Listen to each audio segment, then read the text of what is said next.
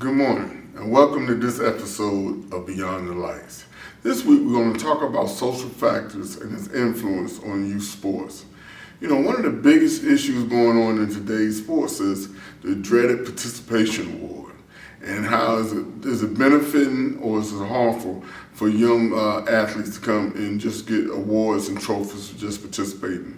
So sit back and relax. We're going to see how today's student athletes feel about certain issues dealing with social factors in youth sports. Thank you for watching Beyond the Lights with Dr. Tim Orr.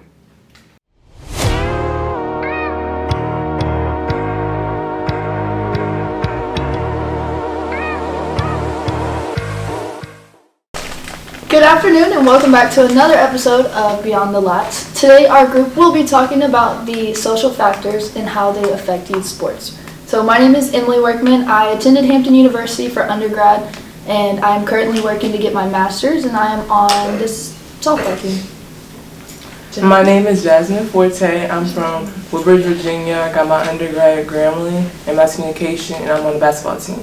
My name is Emily Keppel. I'm from Dayton, Ohio. I got my undergrad from Hampton in biology, and I'm on the softball team at Hampton now.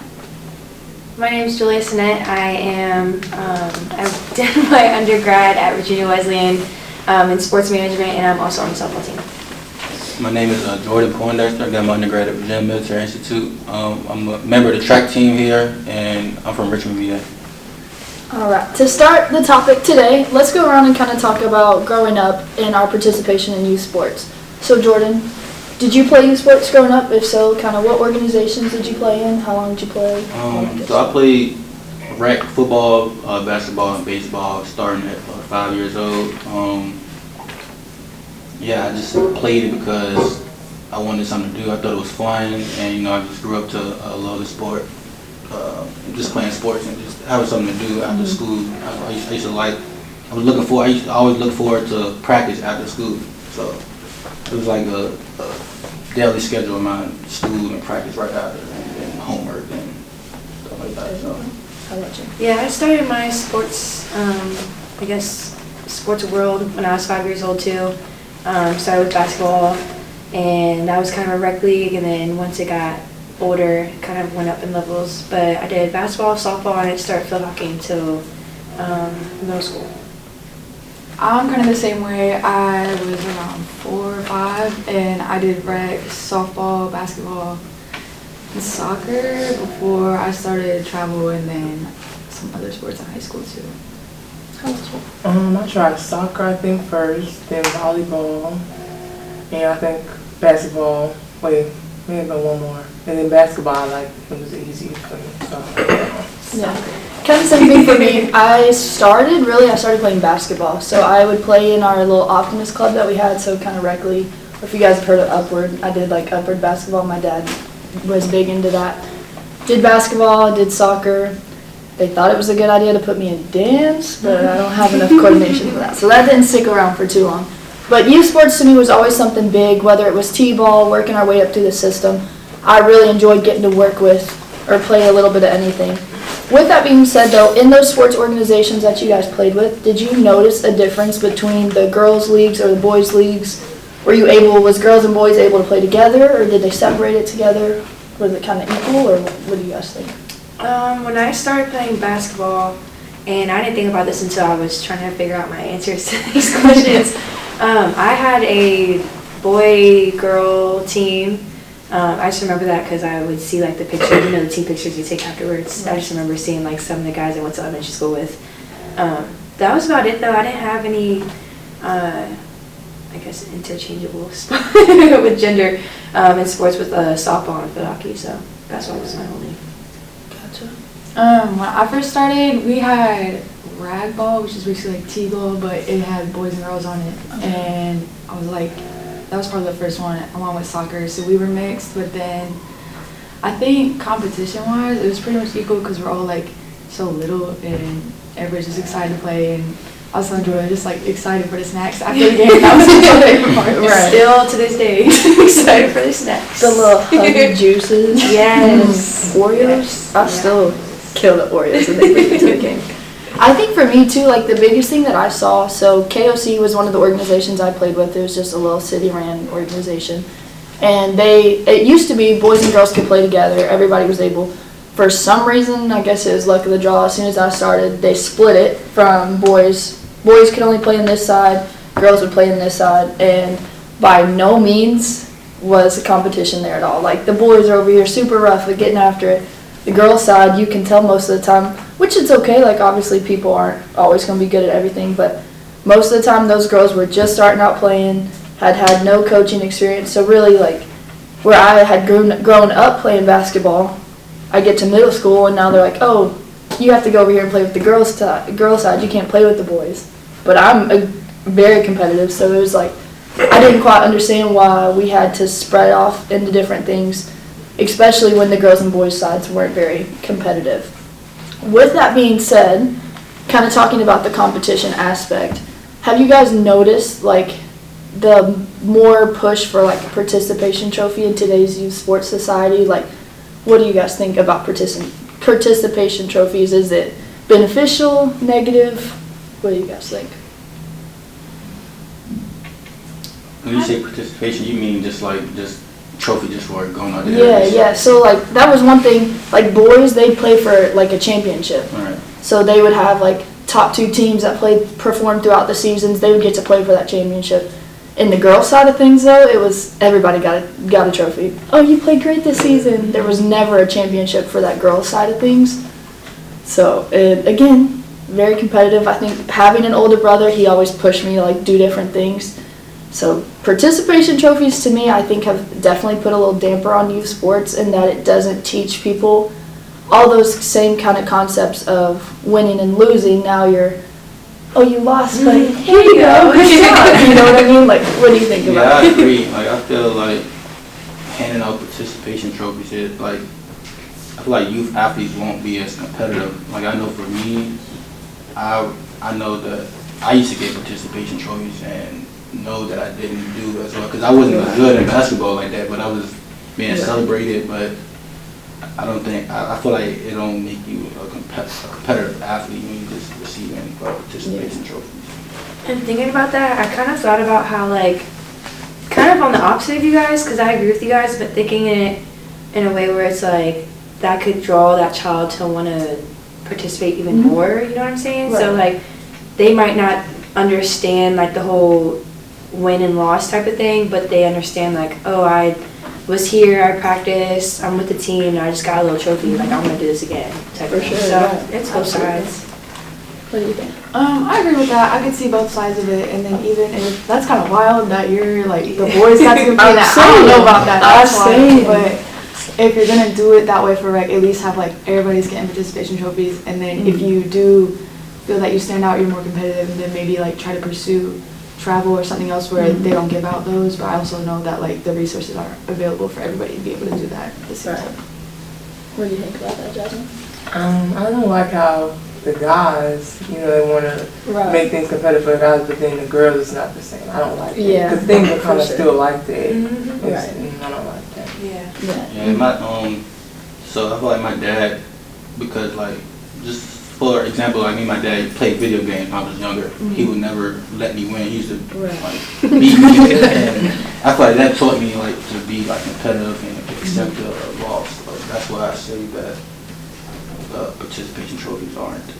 For sure. I don't really like them. Right. I definitely agree with both sides. I think there's benefits to participation trophies. That does kind of include more people of like, hey, like you said, I'm coming out here, I'm doing what I should.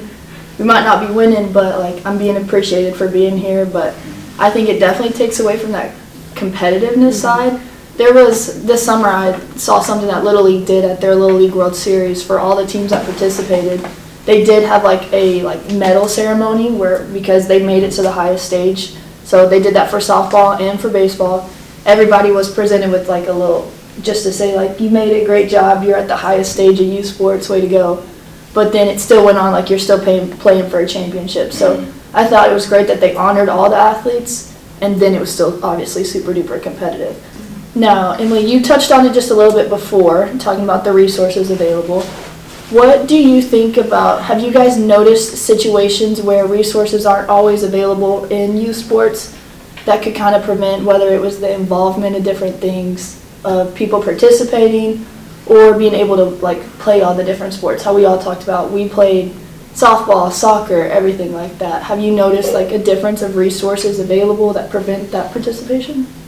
I think in more underdeveloped like cities, like if you don't have as much access to like gyms, or you can't just like go hop on a basketball court or like fields and stuff like that, it really makes it harder for like certain communities to really be like involved more in youth sports and stuff like that. But like even then, like students might only have access to like gyms and stuff like that, like a court during like PE, or if they like happen to make their sports team. So it definitely puts other communities at more of an advantage.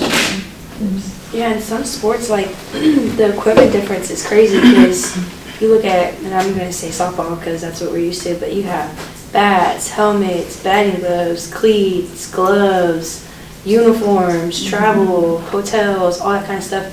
Whereas if you just want to go out and shoot around a bit, you have a basketball, you need a hoop obviously, but there are some sports where those resources are pretty essential to like having that participation. And then secondly, I just remember like growing up and I had teammates whose like parents would build like cages and stuff in their backyard like for pitching and hitting, and I'm like, all right, I'll see you guys at practice. Having like hitting coaches and pitching coaches like from a really young age. And I think that's more common nowadays too. Like you see a lot of these girls on like social media like, hey, I'm with my hitting coach doing this, that, and the third, and like adding all these big schools. And I was just like, I didn't have any of that stuff when I was younger, but I mean, times are changing, and I guess you just have to evolve with that. But yeah, access and resources is huge. I think I pretty much touched on everything. And like she said, it depends on the sport. Like softball, baseball requires a lot of equipment and helmets, bats, going in batting cages and stuff like that. So it depends on the sport. So next kind of topic too, we've touched on resources. In the youth sport organizations that you guys played with growing up, was there a league available, or even maybe a division, or maybe they were able to play with you? Was there a space available for people that have ability differences, whether that's ADHD, Down syndrome, anything like that? Did your organizations provide for them, or was it something you were really exposed to? I personally don't remember there being a lot of kids who had ability differences, whether that's something they disclosed or like chose not to. Yeah, I don't really know much about that, especially from a youth standpoint. I know that's the same thing for me because I'm blessed to not have dealt with that when I was younger. But I know now we have, back in Ohio at home, it's the inclusive and adaptive recreation programs, and they have stuff like it was like kickball, t-ball, volleyball, basketball, and they have like adaptations that help kids that have special needs like that, and they'll like lower the hoops or the nets or make like larger balls or color coordinated bases and stuff like that for kids with disabilities. Yeah, So I think that's awesome. Yeah, that's awesome. And either of you two seen anything? Yeah, I feel like I was younger, every now and then I ran into a couple of athletes that had like a disability problem, but I feel like they don't, from what I've seen as a youth, I feel like they didn't get enough. Like I feel like they don't receive the same experience as other athletes just because they're disabled. So, but I feel like it's getting better. Like definitely with track, you see like the Paralympics. So people who have disability, they have an Olympics set for them, and I feel like that's becoming popular. And then they have the U20 for like the youth kids. They have like their championship for kids with disabilities. So I feel like it's getting better in the sport. I would say for me, like growing up in my hometown specifically, like there really wasn't anything available for individuals, whether it was intellectual or physical differences, to be able to participate in our different leagues as it is. It wasn't until really that I started playing travel softball for a team out of Chattanooga that I first saw like an organization that was really like catering to those needs specifically. It was called Miracle League. It was based in Chattanooga, right outside the Chattanooga Zoo in Tennessee, at Warner Park, which is where we would have all of our tournaments. And there was one weekend we were playing games, but they had a turf field that they had just recently built. That the bases were a little bit smaller, the field was a little bit smaller, and I want to say it was like the UTC, so University of Tennessee Chattanooga. I think it was their softball team that may have been out there with those individuals that were like walking them through a game, and I was like, man, like that's awesome. Like I wish we had something like that in my hometown, because growing up there was really no space that provided those opportunities for them. And I think as we've all kind of touched on, especially on our last episode, we talked about too the benefits of youth sports. Seeing more and more things nowadays start really to come up, whether that's the Little League's Challenger League that provides all the different opportunities for them, or Special Olympics, Paralympics, stuff like that. I love that there's been such a push to provide more opportunities for everyone, especially. So next thing let's talk about is when we were younger, how did you view professional sports? Did you have the aspirations to become a professional athlete? What was the kind of like in youth sports, was that like your final goal when we were playing, or was it just something that never really seemed? So when I was younger, like I said, I wasn't very good at basketball, but I used to always say I wanted to be like Michael Jordan. I wanted to go to the NBA, or I always switch. I always wanted to go to the NBA or NFL, because I grew up around sports. So those are, I would say, the two popular sports at the time. Well, still even to this day. So of course I wanted to be a professional basketball or football athlete growing up.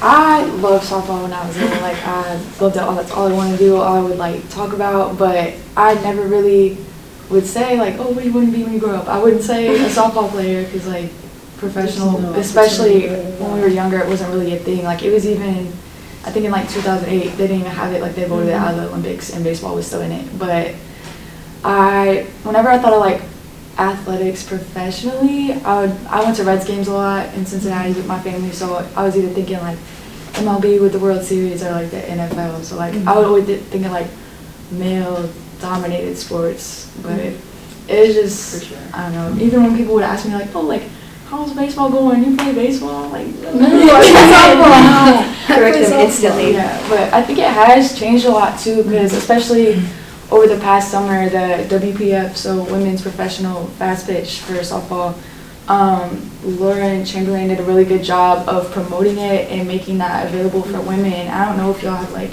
seen the commercial for it, but it was really, if y'all haven't, it's like basically just like protect her dream was like the motto, but it was like a little boy and a little girl, and they were both like, the guy was like, I want to be a professional baseball player, and the girl said professional softball, and you see them like growing up, they both signed to colleges, and then the guy went on, he's like, now I'm a professional baseball player, blah, blah, blah, and then the girl's just like, what about my dream? Yeah, right. So I thought that was really powerful. Shout out to your Reds team too, because he just, Brandon Phillips, just put money into WPF, so that's awesome.